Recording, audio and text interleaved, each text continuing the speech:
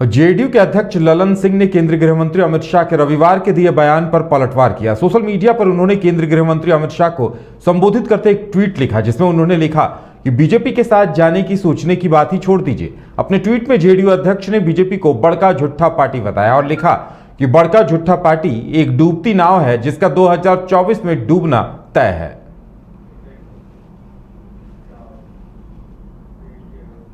और रविवार को केंद्रीय गृह मंत्री अमित शाह ने नवादा की रैली में कहा था कि नीतीश कुमार और ललन सिंह के लिए एनडीए के दरवाजे हमेशा के लिए बंद हो गए हैं।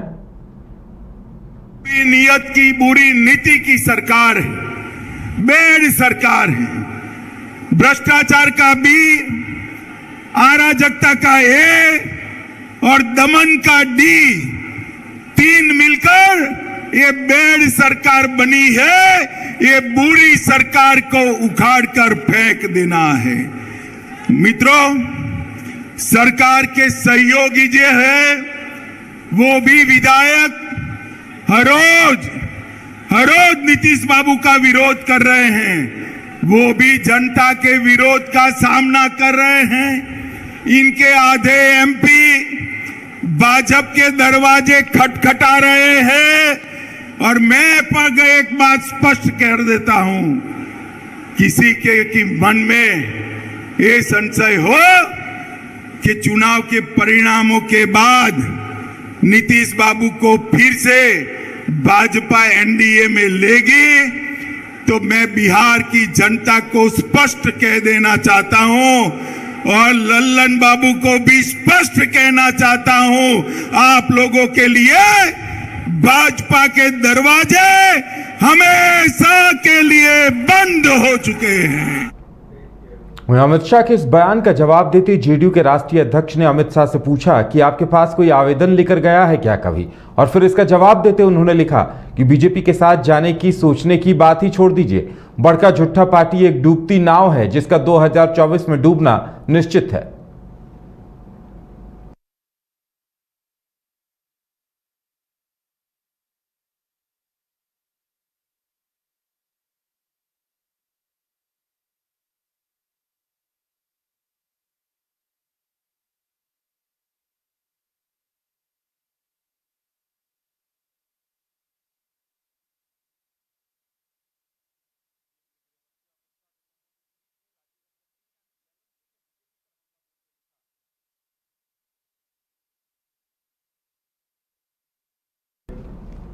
इस ट्वीट में राजीव रंजन सिंह यानी ललन सिंह ने बीजेपी पर हमला बोलते लिखा कि जुमलों और झूठे वादों के कारण बीजेपी ने अपनी विश्वसनीयता खो दी है। चुनाव पूर्व जनता से किए वादों को सत्ता में पहुंचते जुमला कहते हैं। महंगाई पर चर्चा नहीं होती। जेडीयू के राष्ट्रीय अध्यक्ष ने आगे लिखा कि बेरोजगारी दूर करना तो छोड़िए, सब सरकारी सेवाओं में नियुक्तियों पर प्रतिबंध लगा देना और देश के सबसे बड़े 81,000 करोड़ रुपए के कॉरपोरेट घोटाले पर मौन व्रत धारण कर लेने वाली पार्टी की तरफ कोई देखेगा भी क्यों। बिहार में इन दिनों राजनीतिक बयानबाजी का दौर चरम पर है, जहां सत्ता पक्ष और विपक्ष एक दूसरे पर हमलावर हैं।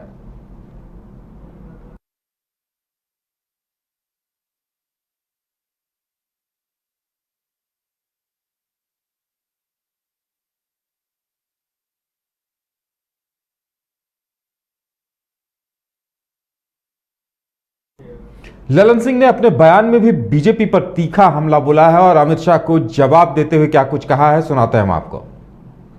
अरे अपना दिल्ली में जो उनका कानून व्यवस्था जो देख रहे हैं ना, उसको देखें कि वहां जंगल राज है कि मंगल राज है। यहाँ आके परमानेंट 2024 के चुनाव तक राजभवन में अपना डेरा बना दे, परिणाम शून्य ही निकलेगा।